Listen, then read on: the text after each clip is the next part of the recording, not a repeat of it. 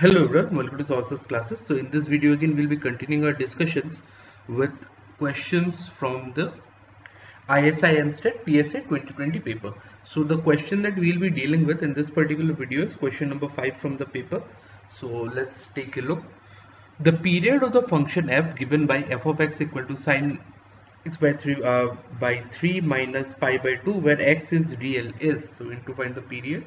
So here what we have, let theta equal to x by 3 minus pi by 2. Okay, so now if we talk about the sine curve, if we just simply take a look at this, so it goes something like this.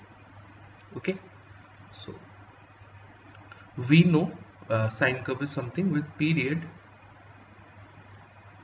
twice pi, we know that, right? So here period of sine theta is twice pi. Okay, so what we mean by that is theta basically lies in this range.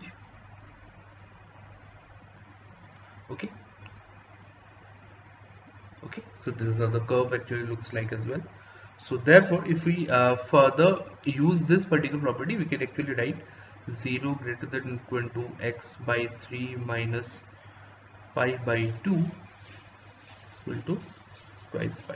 Okay, so let me just add pi by 2 on both the sides, and let me add pi by 2 on both the sides. So pi by 2 x by 3, so 2 plus pi by 2, that would be